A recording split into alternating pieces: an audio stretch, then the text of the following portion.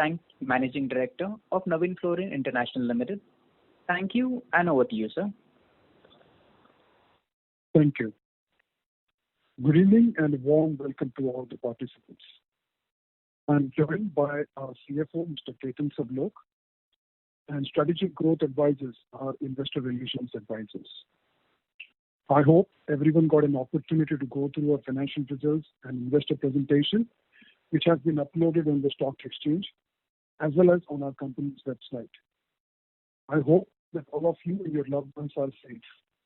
These are extraordinary times, and perhaps the most important thing for all of us is safety of yourself and that of your family. I would like to start the call of the two key milestones that the company achieved during the financial year 2020. Our revenues crossed 1,000 crore landmark, and we signed a 7-year contract with one of the global companies which is worth $410 million, approximately 2,800 crore, which will start contributing from FY23 onwards. It is indeed a great achievement for the team at Navin as we report one more year of commendable performance. Our top line grew by 7% year-on-year to 1,022 crores. Our operating EBITDA reported 20% growth on year-on-year basis to 261 crore with margin of 25.5%. Operating PBT grew by 18% year-on-year to 225 crore with 22% margin. The company's robust performance was driven by good traction in specialty chemicals business and CRAMS business. Our inorganic business reported stable performance, whereas refrigerant gases business reported weak numbers, especially in the last quarter due to lower volumes driven by soft demand in March due to lockdown. Our high-value businesses, that is specialty chemicals plus CRAMS, contributed 54% of our overall top line for the year, and we remain very positive on both these businesses. Let me now take you through segment-wise performance. To begin with the specialty business, the business continues its growth momentum for yet another quarter. It grew by 52% in Q4 FY20 and by 27% in FY20 compared to the corresponding periods last year. The growth was very well balanced between pharma, agrochemicals and industrial segments and between domestic and international markets. We now have very strong project pipeline in this business, and we believe this business will continue to perform well in the coming years. Moving on to CRAMS. Our CRAMS business performed well in the last quarter of FY20. It grew by 26% on year-on-year basis to 54 crores. On full year basis, it was marginally lower by about 3% to 173 crores. Our cGMP3 has commenced its commercial production, and we are now manufacturing both new as well as some of our older products in this facility. During this year, we worked closely with global innovators in the pharmaceutical space, which has led to good inquiry flow, especially from European majors.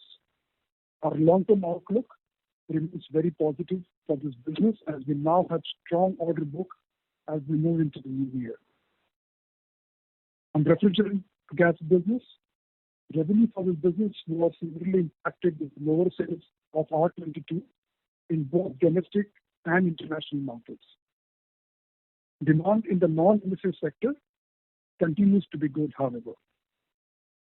Moving on to inorganic fluorine. We were able to maintain performance in this business despite slowdown in some of the major end user segments like stainless steel and glass.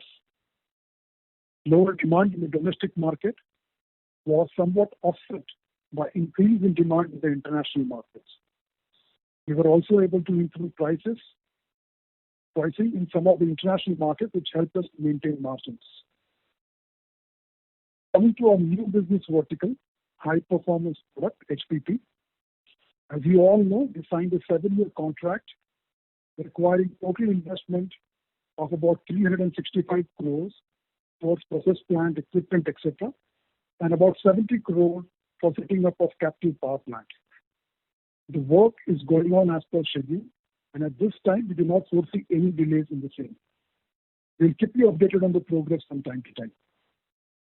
Now, before handing over to Ketan to take you through detailed financial performance, let me also quickly touch upon the impact of recent COVID-19 situation on our business operations.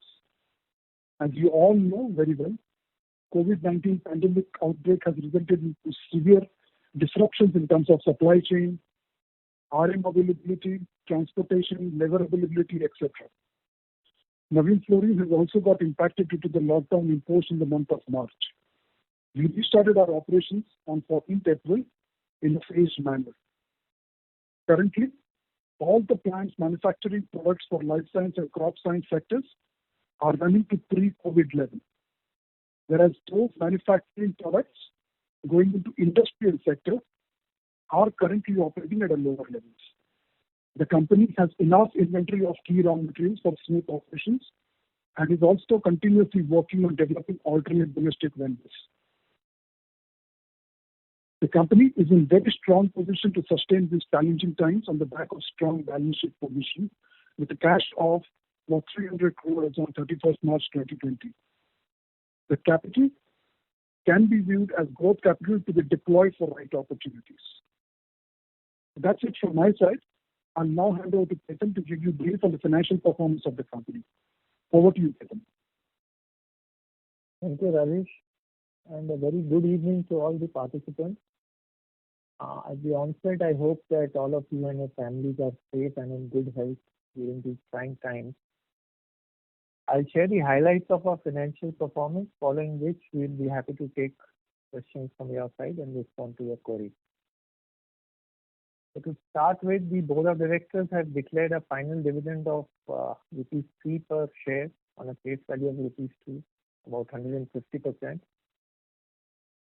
With this dividend, the total dividend payout for FY20, including the 2 interim dividends announced earlier, works out to 550%. Payout ratio adjusted for the tax provisioning of earlier years, which we have done in this quarter, comes to about 30% for FY20. So I'll just give you a brief on the Q4 performance first. The company has reported a net revenue from operations of rupees 365 crores as against 244 crores in Q4 FY19, year-on-year growth of about 8%. Operating EBITDA stood at rupees 67 crores for Q4 FY20 as against 52 crores in Q4 FY19, a YOY growth of 29%. Operating EBITDA margins expanded by 399 basis to 25.4% in Q4 FY20. The operating PBT stood at rupees 57 crores for Q4 FY20 as against rupees 46 crores for Q4 FY19, year-on-year growth of about 24%. Operating PBT margin expanded by 265 basis to 21.3% in Q4 FY20. And the profit after tax showed at 269 crores. Profit for the quarter is higher on the back of the tax adjustment. I'll talk about it a little later. Now coming to the business-wise performance for Q4 FY20, the legacy business was lower by about 19%, whereas the high-value business grew by 42%. The legacy business was down largely due to weak numbers posted in the ref gas business, which was down by 31% to rupees 56 crores on a YOY basis. The inorganic segment reported stable performance. Revenue stood at 51 crores. The highlight for the quarter was for the two businesses of specialty, which grew by 52% to rupees 104 crores, and CRAMS, which grew by 26% to rupees 54 crores. I'll give you a brief now for the FY20 performance. As Rajesh mentioned, we crossed the 1,000 crore mark this year with net revenue from operations reaching 1022 crores in FY20 as against 955 crores in FY19, a YOY growth of 7%. The operating EBITDA stood at rupees 261 crores for FY20 as against rupees 218 crores for FY19, a YOY growth of 20%. Operating EBITDA margins expanded by 267 basis points to 25.5% in FY20. Operating PBT stood at rupees 225 crores in FY20 as against rupees 192 crores in FY19, a YOY growth of 18%. The operating PBT margin expanded by 197 basis points to 22% in FY20. Profit after tax stood at rupees 400 crores, again higher due to the tax adjustment in the last quarter. On the business-wise performance, the legacy was marginally lower by about 2%, while the high-value business grew by 16%. Refrigerant was down by 6% to rupees 261 crores, while inorganic grew by 5% to 207 crores. Specialty segment grew by 27% to 381 crores, while Crayons was flat at 173 crores. We have a strong balance sheet with cash and investments now totaling to about 400 crores as on 31st March 2020. The net cash flow from operating activities stood at 157 crores, improved by almost 66 crores compared to last year, showcasing our operating efficiency.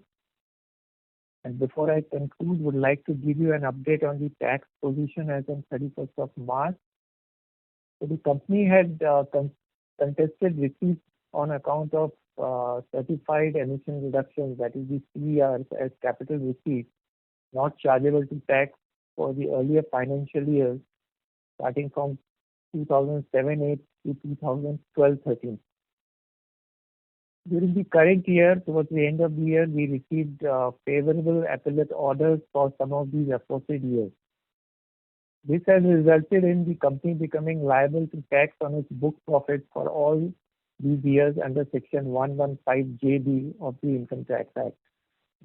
That is, the company will be moving into the MAT regime and correspondingly will be eligible for MAT credits, which can be utilized for all the tax liabilities of the succeeding years.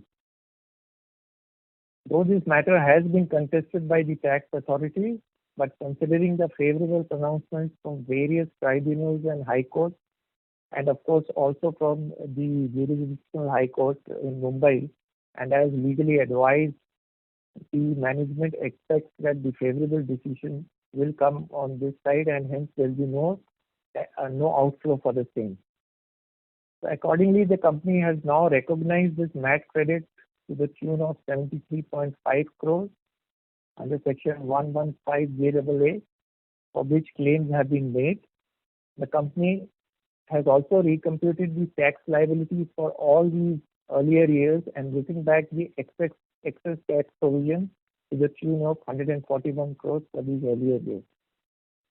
So, that's all from my side. I will now open the line for Q&A. Thank you. Thank you very much. We will now begin the question and answer session. Anyone who wishes to ask a question may press star and 1 on their touchtone telephone. If you wish to remove yourself from the question queue, you may press star and 2. Participants are requested to use handsets while asking a question. Ladies and gentlemen, we will wait for a moment while the question queue assembles. A reminder to the participants, please limit your questions to 1 per participant. Should you have any follow-up questions, request you to rejoin the queue, please.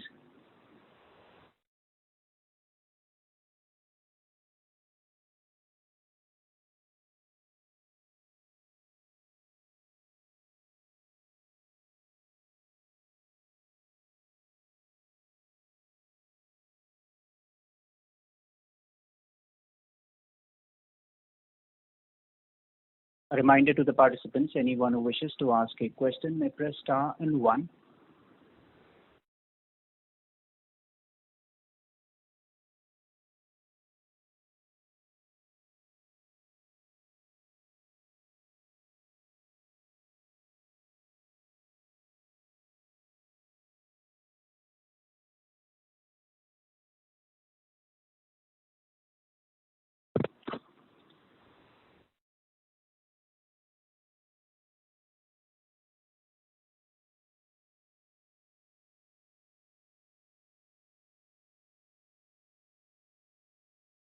The first question is from the line of Anand Bhavnani from Unifi Capital. Please go ahead.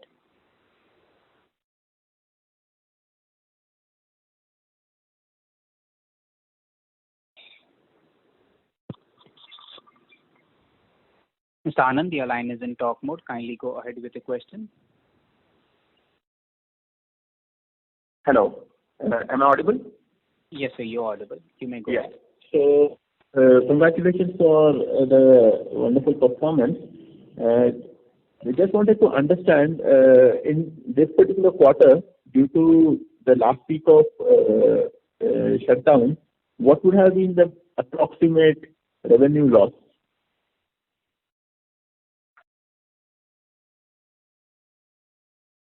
Yeah. So because of last 2 weeks of shutdown, we saw marginal revenue loss in specialty as well as our CRAMS business, but we certainly saw a relatively large number in terms of inorganic and refrigerant gas. The total loss was to the tune of approximately about 26 crore, primarily coming from these 2 business units. Did I hear you correct? 26 crore for the company as a whole? That's for the company, primarily coming from ref gas and inorganic business. Okay. So my second question is about our ref gas business, where because I think of this new regime, we might have seen lower revenues. So if you can give us a sense of what's the outlook going forward, because in FY21, I guess the same regime will continue, and from here on, there will be this volume challenge in the MSA segment. So what is the guidance? Should we assume that Q1, Q2, Q3 of this year, we might see similar fall in revenues corresponding as compared to the corresponding quarters last year, as we saw in Q4? Yeah, so as far as ref gas is concerned, the prior guidance that we have given is that there will be certainly volume loss, especially for MSA market, in MSA segment, and some of that will get compensated by increase in demand that we are seeing on the non-MSA side of the market, of the segment, and some of it will get compensated by increasing the prices that we believe we should be able to have over a period of time. So we believe that we should be looking at a flat revenue line for our ref gas for foreseeable future. Having said that, we believe that in the short term, there would be a dip till we are able to get this pricing up to the level where we will be able to compensate for that loss. Most of the dip that you are actually seeing in Q4 has primarily come from that loss of business in the month of March, which happened in the domestic market in the month of March, and in international market, it had actually started happening even prior to the actual lockdown announcement in India. So it was not so much because of the quota issue, it was more because of COVID issues. But we believe that in this particular year, this coming financial year, in the immediate quarters, we will see some dip in the revenue, primarily because of the volume. But we believe that in the coming quarters, in the foreseeable future, we should be able to compensate for that loss through the strong demand that we are seeing on the non-MSA side, and then the price correction that we are looking to make in the market. Thank you. And sir, lastly, with this bonanza that we have got in terms of tax, lawsuit, does it improve our willingness to, bring forward certain capexes which we otherwise from balance sheet perspective would have, thought of more from a 3-4 year perspective? Does our capex, our new initiatives come forward because our balance sheet has gotten strengthened because of this favorable tax outcome?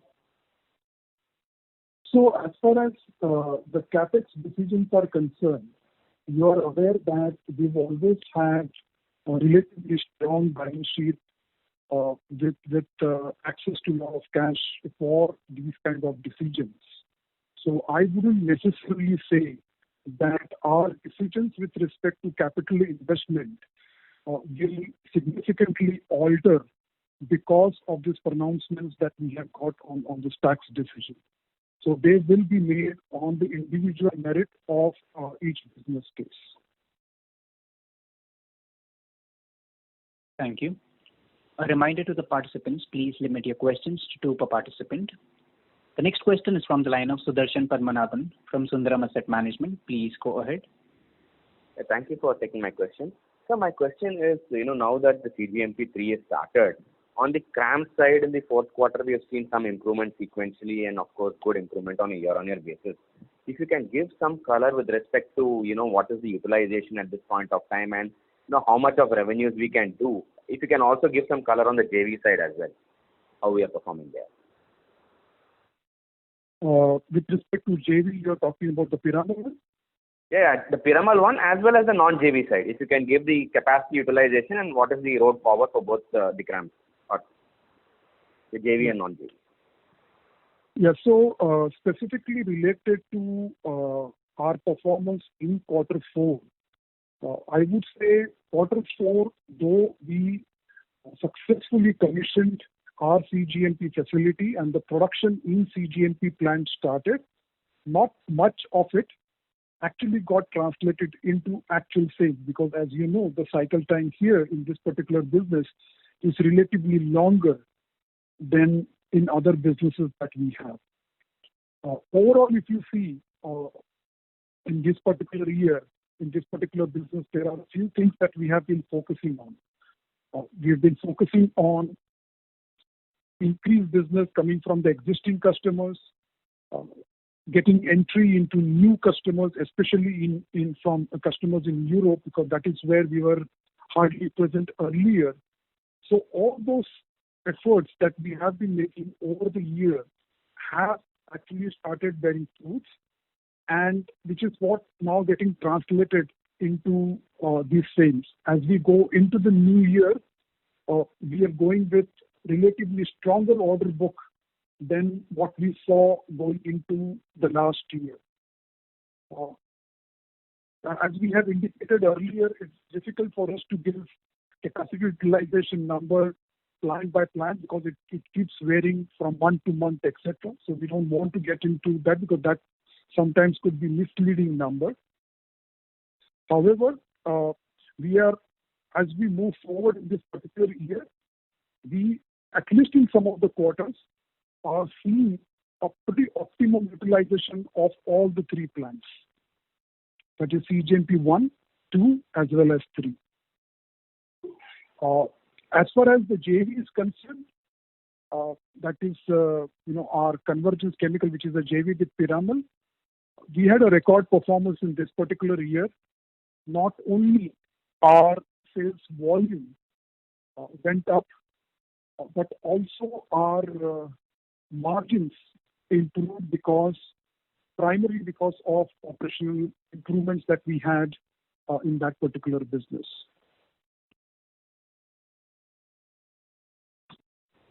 Sure, sir. And sir, with respect to the long-term contracts, one is that $410 million contract, that's a 10-year contract that we have, as well as the 7-year contract that we have. Can you give some color, specifically with respect to, when it starts in FY23, would it be something like, something like $41 million over 10 years, or should the volumes kind of pick up towards the second half? And similarly for the 7-year contract as well for the high performance product, what would be the asset turn and what could be the ROCs, like some color on, sales and margins on this side? Yeah, so we have actually given this indication earlier, but just to correct you before I go into the specifics, these are not 2 separate contracts. This is one single contract. So this is $410 million is the size of that contract spread over 7 years, not 10 years. So it's a $410 million contract for 7 years. The production, the manufacturing would start in Q4 of FY22 and FY23 will be the first year of full operation of that particular plant and that particular project. As far as the ROCE is concerned, it will be in line with our current company ROCE, and as we have indicated that the total investment made for this particular plant is approximately 365 crore, and the $410 million that we have actually indicated would be more or less evenly spread out over 7 years. So you can calculate the asset turn on the basis of that. Thanks a lot. I'll join back to you. Thank you. The next question is from the line of Vihang Subramaniam from Samsung Asset Management. Please go ahead. Yeah, hi sir. Thanks a lot for taking my question. Just one thing, when I look at your business over the last 2 to 3 years, the mix of the high margin businesses has demand. And your margins have also improved. So basically going ahead, when I look at the say FY23, refrigerants and inorganic fluorides are, kind of going to be flattish or low single digit growth. But as the high value businesses increase in proportion to the total, don't you see that the margin should also probably move north of 25%, like 26, 27% types? Yeah, so you are absolutely right in terms of your assumptions with respect to each of those 4 businesses. As we have indicated, we expect RefGas. Again, when we give this indication, we are not necessarily talking about quarter to quarter or year on year, but directionally we believe that RefGas will remain flattish because whatever we lose in volume in emissive segment, we will be able to make up through non-emissive segment and price correction. Inorganic will continue to grow at a GDP plus minus level. Major growth that the organization will see will be coming from specialities and CRAMS and from the new business unit that we have just formed, this high performance products. We believe that the margins in specialty business unit and high performance product will be higher than some of the legacy businesses. At the same time, in CRAMS, we have invested heavily in fixed cost ahead of the growth. So as the top line and as the gross margin in terms of absolute number grows and is able to absorb some of that fixed cost, we will hopefully start seeing improvement in the margin. But we will need to see how that actually bears out, because we don't want to give any specific guidance at this point in time till we actually start seeing how the things are panning out. And just another thing on the ref side. So another thing on the ref side, sir, I think last time when we had spoken, you had said that we might be planning to, think of some new capex there or launch some new products there. So any color you could give us on, probably not like right now, but like over the next 3 to 5 years, do you think that the ref gas, I know you said that directionally it will be flattish, but is there any work that we are doing to kind of change that? Yeah. So currently, as you know, we are only present in the HCFC category. We are evaluating options in both HFCs as well as HFO category. And the flattish guidance that I had given was primarily on the basis of what we have today on the ground, which is the products that we have on the HCFC. So I was not taking into account any future investment that could come up in HFC or HFOs, because that is very premature to speculate on. Right. As we finalize our business case, we are currently developing business case on the HFC segment as we are trying to learn more on that segment. So once we have a business case, we take it to the board, get the approval. We would be happy to make those announcements. But currently, if you look at our, this is what we have indicated before. If you look at our priorities, our immediate priority is going to be specialty, Then we're talking about HPP, where we have announced major capex, and then whatever further capexes that will be required in the CRAMS. So it's not only from the point of view of access to the capital, but also from the point of view of management bandwidth to be able to execute these projects well. So those would continue to be our priority, given our return expectations, etc. Okay, sir. That's it from my side. Thank you so much. Thank you. The next question is from the line of Bharat Shah from ASK Investment Managers. Please go ahead. Two issues. One on the long-term project, long-term contract that we've embarked upon. I hope there is a proper safety network in terms of take or pay of protective clauses, because we'll be investing into the project. And if there is any change of the mind at the customer's end at a later date, then it can put everything into jeopardy. You might be aware of a recent event where the industry had a 10-year contract with Bayer, and that project they prematurely terminated with a compensation being sought to be paid out. Just wanted to understand the safety mechanism and protective clauses. Yeah. So before getting into the specific safety net or the downside protection part of the contract, I would just like to distinguish between the product that we are looking at versus the other product that you talked about. This product is a relatively new product, goes into multiple applications, and the overall demand for this particular product is growing exponentially. So that is basically the context driving this entire investment. So that's point number one. Point number two, you're absolutely right, because this is a pretty significant investment for our company, and we have put in measures for downside protection, wherein we capture not only the investment that we are making in the specific the investment that we would be making in the plant, but also the margin that we would have otherwise made in this particular project. So both from the point of view of capital investment and margin earned, there is adequate downside protection provided in the contract. I mean, there can't be any force majeure applied by them as an excuse and walk away from contract for any change of strategy or any other reason, leaving you high.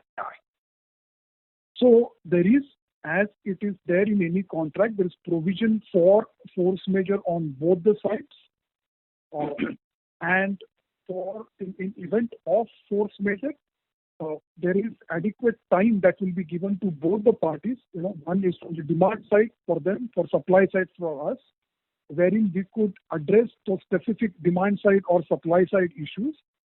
In event our customer is not able to address the demand side issues, then yes, then we again go back to the same protection, downside protection that I earlier talked about.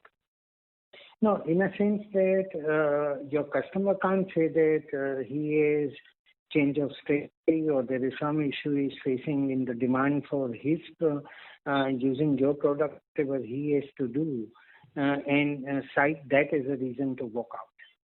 Yeah, so that's what I said. So we need to distinguish between a temporary phenomena and kind of a permanent phenomena. So if it's a temporary phenomena for a month or two, there is a provision kept for a slight postponement. But if there is a permanent shift in the demand or a demand destruction, etc., it will then entail us for the payment that I earlier talked about. So there is a clear provision in that kind of a force majeure which you are talking about. When there is a significant demand destruction, etc., the customer will not be able to walk away from the contract without providing for the capital investment and the margin that you would have otherwise earned in the project. And that's Mr. Shah. Sorry? So sorry to... No, it's a fine question I'm asking. Just allow me to finish. So that's a watertight kind of an arrangement, right? Yes, that's correct. Okay. My second question was about given the way things are with China, do we have any exposure either on the forward or backward linkages which can potentially impact us, either in terms of raw material or in terms of direct or indirect relationship to sell our goods to them? Are there any material exposure and any alternatives? Yeah. So we don't really sell much into China directly or indirectly. So from the demand perspective, as such, we are not impacted directly by China. As far as raw materials are concerned, as you are aware, some of our main raw materials are from products like fluorspar, etc., where we are pretty well diversed. So we are not impacted by China. There are some smaller raw materials which are required for specialty as well as for our CRAMS, where we have started working on either backward integration or developing alternate vendors. So we are not seeing any major impact, neither in the short term or mid term, because of those raw materials. There is one particular piece that we might face, but that's more of a short-term disruption than any fundamental shift, is where, let's say, we are supplying an intermediate to the customer, and customer is buying another intermediate from a supplier in China, and then there is typically a coupling reaction to make the final AI. And if that customer has a problem in getting that other intermediate, he might ask us to postpone the delivery by a month or two. But that's about it. There is no significant or permanent shift that we are seeing either from the demand side or supply side to our existing business because of the China situation. That means if supposing raw material from China is shut out, say assuming from tomorrow, beyond the short-term disruption will not have any permanent impact on the business? Not for any of the major raw materials. Again, we will have to look at the specific this one, but all the critical raw materials where we are only dependent on China, we have already developed vendors outside of China, so we will not be. Right. And that will cover... Mr. Shah? Sorry to interrupt, sir, but for any follow-up, request you to rejoin the queue, please. The next question is from the line of Sanjay Jain from ICICI Securities. Please go ahead. Yeah, thanks for the opportunity. I got two questions. One on the gross margin side. Quarter on quarter, we have seen the mix improve towards higher value products. But if we look at quarter on quarter, our gross margin has declined by around 310 basis points, while the mix has improved by 250 basis points. That's one. Just wanted to understand what's going wrong or what is missing in our understanding in terms of gross margin movement. The other one is on the specialty chemical. The year has been fantastic. We haven't announced any major capex on the specialty. How much headroom do we have in terms of revenue traction from the existing capacity and any plans on the future capex there? Thank you. Yeah. So I'll take the second question first, and then I'll let Ketan answer the specific question on SGM. So as far as specialty is concerned, this year we did a number of debottlenecking projects, which have led to, these are smaller debottlenecking projects, putting in a reactor here or moving from a low value reactor to a higher value reactor, etc., which has given us some additional space, which helped contribute to that additional sales of this year. We foresee that we will continue with similar kind of a strategy for FY21 as well. Overall, our capacity headroom is very limited in our existing facility in Surat. We are currently working on a number of projects, and we should be in this year hopefully coming to you with some announcement respect to capexes for specialty. So we are working on a few business cases, We will, in this year, this financial year, going to the board for these approvals. And once we have this approval, we will be coming to you with specific announcements. So we expect those multi-purpose plants or dedicated plants will come up in Dahej and will hopefully start contributing towards revenue growth from FY22 onwards. FY22 is when it will come, so FY23 onwards on a full annualized basis. And on specifically on SGM, I'll refer it to Ketan. Ketan? Yeah. So on the gross margin front, I think there's no specific reason why the margins have come down. But even though the sales are picking up stronger than the last quarter, but it's more to do with the product mix, especially in the specialty business, wherein certain products where the margin profile was slightly stronger, had a higher sales volume in the quarter 3 compared to the products getting sold in the quarter 4.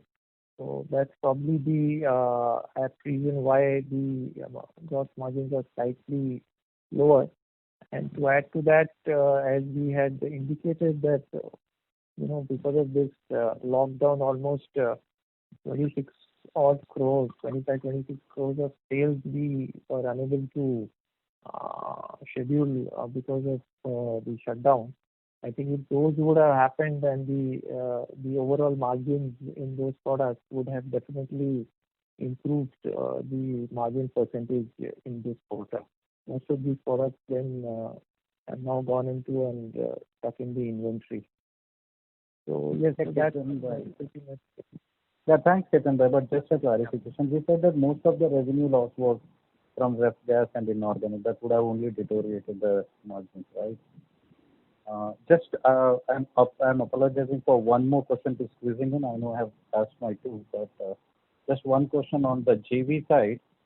We said it has been a record year, but if I look at the PAT contribution for our company and the investments we have done, it is still under 10% ROC. How should we see now that we are at, I don't know what utilization level we are and how much headroom we have in terms of expanding the ROC in that particular business? Ketan, you want to take it? Yeah. So, as you know, this was the first year, after the JV was formed, that we have finally managed to do a year of stable performance. So this year we had a profit after tax of almost 15 crores in the JV. And yes, the ROCs of the JV compared to the investments that we have done have not been really great, but with the productivity now improving in the current year and probably the production volumes ramping up further in this year, I think the returns will show on the account. Thank you, sir, and best of luck. Thank you. Next question is from the line of Manoj Garg from White Oak Capital. Please go ahead.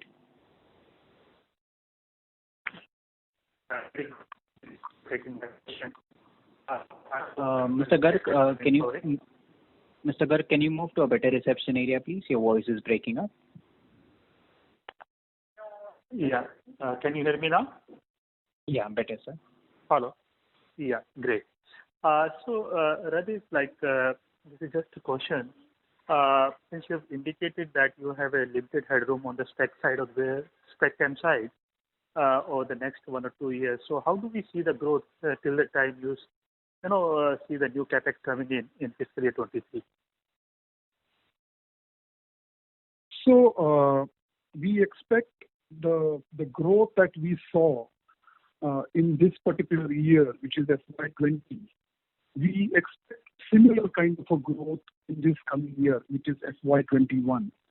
And we expect that from FY22 onwards, this new investment that will happen in specialty will start kicking in growth. So that's basically and that is where, you should typically in our kind of business, what happens is the investment and the growth typically doesn't happen in a very linear manner. So you do a significant investment, and then a year immediately after the investment, you kind of start seeing a uptick in the sales. So we expect that FY21 would be on the lines of what we saw in FY20, but FY22 is when the new investment will actually kick in, and FY23 will be the full year of the annualized performance of this new investment in specialty, new investment or the investments in specialty. Sure, understood. And on the other hand, on this new project of HPP, you indicated that you will be manufacturing both intermediate as well as right now one product, but it has applications in the various areas. So, are we the sole manufacturers of this intermediate, or there are like other suppliers as well? And how do we see the ramp up in terms of the other portfolio through this intermediate? Yeah. So currently the plan is for us to make the intermediate and the final product. The final product will be supplied to the customer, and currently there is only one manufacturer who's doing both the intermediate and the final product, which is the customer himself. As I mentioned, there are some other opportunities for the intermediate, but currently the capacity that we are setting up, the investments that we have announced, is to make intermediate with matching capacity of final product. So we are basically in the process of evaluating what else can be done. So if we basically work as a kind of a backup option, so in case the final product starts seeing some demand-related issue, we can put the intermediate in other options. But that would be then part of our expansion option beyond this particular project that we have talked about. So for now, we are focusing on manufacturing this intermediate, which will then go into the final product, and the final product will be sold to the customer, and with the matching capacity that we are setting up the plan for. Sure, that's very helpful, and wish you all the best. Thank you very much. Thank you. The next question is from the line of Abhijit Akella from IIFL. Please go ahead. Yes. Good afternoon, sir. Thanks a lot for taking my questions. The first question was just on the the legacy business and the industrial side of the business. So you spoke about the fact that the industrial plants are operating at suboptimal capacities. If you could just quantify what level of utilization they are at. And when we think about how the refrigerant business, inorganic fluorides, and the industrial piece of specialty chemicals should perform in FY21, should we expect, say, a double-digit kind of decline in any of these parts of the business?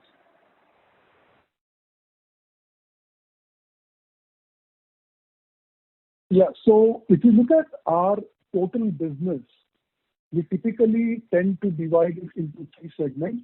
That is pharma, agro, and industrial. Now, if you look at the specialty business, that also serves three segments. Our CRAMS business serves only pharma, and your ref gas and your inorganic business primarily serves the industrial application. There's only a small part of that non-emissive R22 which goes into pharma, otherwise it's primarily industrial. Now, if you look at the industrial piece within the specialty, it's now operating at full capacity. It's operating at a pre-COVID level. So everything in specialty and in CRAMS is more or less operating at pre-COVID levels. So we don't see, as of today, we don't see any impact. Now, on the industrial, for the ref gas as well as your inorganic, we started the plant in the month of April, as we started for other applications as well. But the ramp up has been relatively lower. So we currently are at about approximately, and again, there are a number of products in both these businesses, especially in inorganic, etc., that go into the industrial application. But more or less, I would say we are at 2/3 capacity utilization plus minus In some products, it's much better. In some products, it's slightly below that.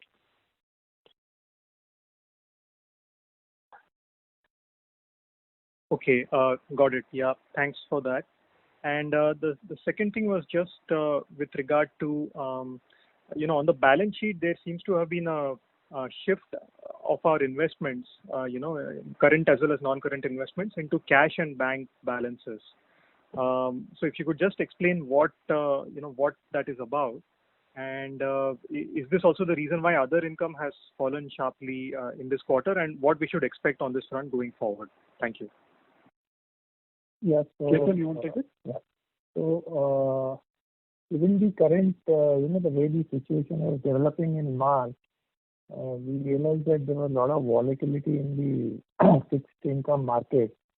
And the time when India went into the lockdown on account of this COVID-19, resulted in a lot of spike in the short-term yields.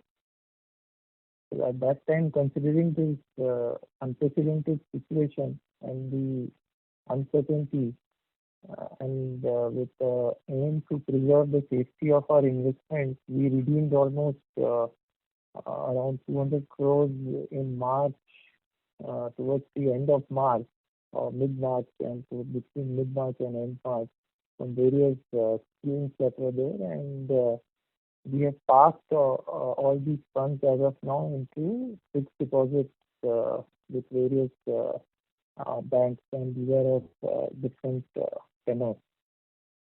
And as of now, that's how these funds currently are there. That's why you see the cash and bank number in the balance sheet getting spiked up. And we will keep assessing the situation, and as we'll take a call, in the coming months, taking into account how the markets are behaving and how the economy is taking shape. But as of now, most of these are into the fixed deposit scheme. Understood. Thank you so much, sir. I'll come back in the queue. Thank you. The next question is from the line of Balwinder Singh from Canara HSBC Insurance. Please go ahead. Yeah, hi. Most of my questions have been answered. Just one thing. So you highlighted on the specialty side of the business that FY21 will be similar to FY22, and then FY22-23 will take off on the because of the capex. On the CRAMS side, what is your view, given that CGMP3 will have full year of performance this year? So what kind of growth rates can we expect on the CRAMS side for FY21? Also on FY22, what is your outlook on CRAMS? So typically we don't give forward-looking guidance at the company level or at the business level.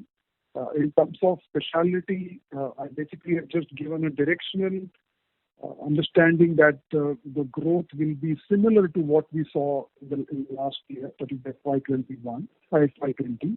As far as in CRAMS, we have clearly mentioned that there are 3 points. One, we have mentioned that we should be able to reach the asset turn of 2.25 to 2.5 times the investment that we have made in about 3 to 4 years. We remain fully committed on that. The second point that we've mentioned is that we've actually seen pretty strong order flow, inquiry flow, both from our old customers as well as new customers in CRAMS. And third, we have actually gone into this particular year with much better order book position. When I talk about order book position, by order book we mean actual POs in hand. So we've gone into this new year, new financial year, with much better order book than what we went into in the previous financial year. So we expect that this coming year will be stronger. The performance will be significantly stronger than last year. But it will be difficult for us to give percentage guidance year on year for each of the businesses. Sure, sir. Completely appreciate that. And on the capex side, we are evaluating opportunities on the ref gas side and on the specialty chemical side. So you mentioned that there we can see some CapEx announcements going ahead if it fructifies. Is my understanding correct? Yeah. So, as we indicated earlier, we are seeing opportunities. Mr. Rajesh? Yeah. Hello? So sorry to interrupt, but your audio is sounding a bit muffled. Can you speak? Okay. Can you hear me now? Is it better? Yes, sir. Yeah. Okay. So as we had indicated earlier, there are basically 3 or 4 areas where we should be seeing capital investments. One is we had talked earlier about areas outside of these 4 BUs, which has already happened now, which is in form of HPP. Second, we talked about in specialty, so which is something that we are currently working on. The third one, is on ref gas, where we are developing the business case. And fourth is additional capex that will be coming up in TAMS, depending on this order book or order flow, etc. And it will basically be in that order of priority. So HPP is something that has already happened. We are a little in advanced stage as far as specialty is concerned, not as advanced on the other two in other 2 areas. As far as the completion of the plan and taking it to the board, etc. concerned. Great, sir. That's really helpful. All the best. Thank you. The next question is from the line of Karthikeyan from Suyash Advisors. Please go ahead.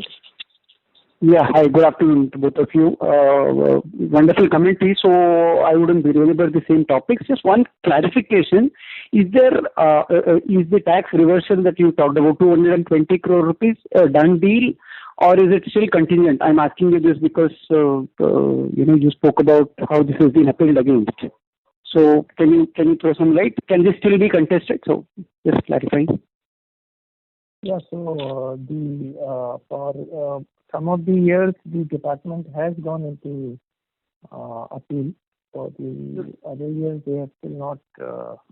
Mr. Ketan? Yeah. Sir, request you to speak closer to the handset, please. You're sounding a bit distant. Sure. So for some of the years, the department has gone into appeal. For the others, they still haven't taken up the appeal. But we have favorable orders from multiple high courts on similar matters. And this year we also had a favorable order from the jurisdictional high court, that is the Mumbai High Court, and that led us to conclude that this case is strong for the company, and we took specific tax and legal advices, and then we went ahead with the right back. And what part has not been recognized yet, and which is pending a favorable order, or not contested so far? No, that's for the department to contest. We have taken. Oh, you've done the entire amount, right? The full amount has been recognized. Yes. Because the cases are the same for all the years. True. Fair. Yeah, thank you very much and best wishes. Thank you very much. Thank you. Ladies and gentlemen, due to time constraint, please limit your questions to one per participant. Should you have any follow-up, request you to rejoin the queue, please. The next question is from the line of Amar Moria from Alpha Accurate Advisors. Please go ahead. Yeah. So thanks a lot for the opportunity. 2 questions from my side. Number one is, in specialty chemical, the kind of run rate which we have seen in export, basically that has led to a significant growth. Otherwise, if you see the 9-month figure, it was basically in export there was only 7.8% kind of a growth. So my question is, does this 57 crore kind of a run rate for export in specialty is sustainable? Yeah, going forward, the growth trajectory that we talked about, either for this year or going forward for, so either for short term or for mid term, will be between these 3 segments, that is pharma, agro, and industrial, and will come from domestic as well as international market. So the growth in pharma will primarily be from India, and the growth in agro and the growth in industrial will be primarily from international. Going forward, quarter to quarter, there could be some movements here there, but otherwise we feel quite confident that the growth, at least that is our intent, to ensure that the growth is well balanced between these three segments and domestic and international markets. Okay. Okay. Thank you. So basically, Mr. Amar? yeah, Radesh. Sorry to interrupt, sir, but for any follow-up, request to rejoin the queue, please. The next question is from the line of Dhaval Shah from Girik Capital. Please go ahead. Hello? Hello? Am I audible? Yes, sir. You are. Please go ahead. Yeah. Hi, sir. So just one question. Sir, given in our CRAMS, entire business is from the exports. In terms of a business development and new business, what constraints are we facing right now, or are things getting back to normal? Just some thoughts on that. Yeah, and also since given a lot of research was focused towards COVID vaccine and medicine, has the other therapies taken a step back, which could impact our CRAMS areas that we're focusing on? Yes, some of our main customers are currently not really focusing on COVID-related, medications. So we've not seen any shift from the therapeutic areas that they have traditionally been focused on to COVID-related discoveries, etc. So we don't foresee a major shift happening either in short term or on mid to long term.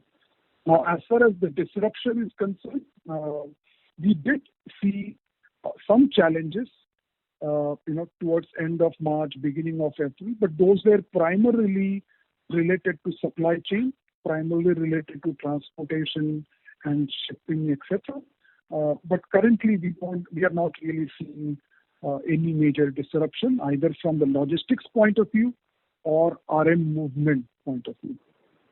So logistics, I'm talking about logistics of our finished goods or logistics of movement of the raw material. Yeah, and also your travel by the business development team, by staff, by yourself has been restricted to Western countries. So that's not a big problem right now. It's getting compared. I mean, you're using other ways. We have business development teams based in those specific markets. So we have an office in US which is responsible for business development there, and we have offices in Germany, in the UK, etc., that are responsible for business development in those specific markets. So we don't see any major impact because of travel-related restrictions. Even when there was a complete lockdown in those countries, a lot of business continued to happen on the phone. So travel doesn't seem to be a constraint.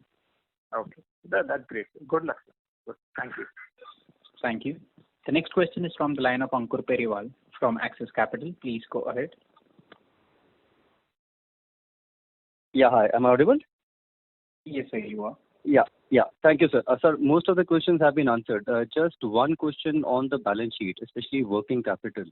Now, if I look historically, although your initial comment did mention for slightly higher inventory to be sure on the production side, but there has been slight uptick in terms of receivable and payables. And if I look at the net number, which is receivable less payables over the last 2-3 years, there has been slight uptick from around 25-30 days to 40+ days now. Is that a one-time thing because of lockdown, or there is something more that we need to look into it?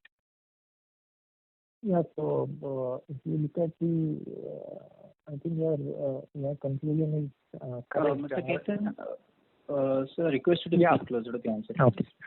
So if you see the inventory position in the current balance sheet as on March, we are at about around 49 days, and on the receivables front we are at about 75 days. So these numbers have slightly gone up, more to do with the lockdown impact in March, and with the lower sales happening in the month of March. Most of these sales have gone and parked themselves in the inventories, and that's where the inventory number has slightly gone up. And also, with the planned collection which were there for the month of March, all these collections got delayed because of the closure of banks, and a lot of the LC payments could not materialize. So, of course, now post the banks operating, most of these receivables are back on track. So, I would say at least this year has been the year end has been a one-off case, and we should get back to our improved position going forward. Sure, sir. Thanks a lot. That's helpful. Thank you. The next question is from the line of Ranjit Siromala from Securities. Please go ahead. Yeah, hi sir. Thanks for the opportunity and congratulations on this set of numbers. The first question is that we were thinking on our tax rate for going forward. So have we decided anything on the tax rate as far as standalone business is concerned? And the second, you said that specialty chemical revenues would start seeing a growth from FY22 onwards. So that does mean that we are working on some brownfield expansion and some greenfield might come a bit later. Thank you. So I'll just take the first part on the tax point. So with this, the current tax position that we are in, I think for the current year, that's FY21, we will stay put with our earlier tax regime, because we have the MAT credits which we would like to utilize, and probably we'll take the call on moving into the new tax under 115BAA in the year 21-22. And the second question, I believe you had on the specialty business, but your question was not very clear. Can you just repeat it? I couldn't hear your question. Yes, sir. You indicated that the specialty chemicals growth would be kindly be on the higher side from FY22 onwards. For FY21, you had indicated that for the company at the overall level, the growth would be in the range of FY20. But from FY22 onwards, one can see a higher growth. And we believe that probably would be led by the CRAMS and the specialty. And you also indicated that something would be coming up soon in the specialty chemicals, the capex part. So I was just asking you a question that would it be safe to assume that capex would be more of a brownfield expansion, and one has to probably wait for a greenfield expansion on the specialty chemical side? No, so we continue to do smaller greenfield debottlenecking projects in Surat, which is where our existing specialty plants are, which is what led to the growth that we saw in FY20, and that is what will also lead to the growth in FY21. What I talked about, which is FY22, FY23 onwards, that will be the greenfield investment that will happen in a completely new location. That will happen in Dahej, where we have already announced investment in setting up of infrastructure and other projects in HPP. So that investment is a completely separate set of investment that will happen in specialty, but that will happen in greenfield. As far as brownfield is concerned, those are the ones which are typically very small ones, and we continue to do those kind of debottlenecking projects. But there is no further scope for any significant brownfield investment in Surat, which is where our existing specialty facility is. Okay, since you had indicated for FY22, I thought since the time frame was less than 15 to 18 months, so I thought it would be more from the brownfield expansion. Because your voice is not very clear, it's very muddled. So since you indicated the time frame that you indicated was a little less than 12 to 18 months, I thought it would be more from the brownfield expansion, because for the HPP, we are almost taking 24 months, end of FY22 and early FY23, the ramp up would be seen. But the time frame for the specialty chemicals looks to be a little less than what we have indicated for HPP. Correct. Now, if you look at in HPP, there is a complete OSBL piece that is involved there, which is investment in the roads, setting up of basic infrastructure, etc. Once having done that, that will not be required, or even setting up of effluent treatment plant, etc. Typically, those are the things which take significantly longer duration. Once we do that, the time required for processing plant is typically about 12 to 18 months. So we are expecting that the business case will get finalized for specialty in this coming financial year.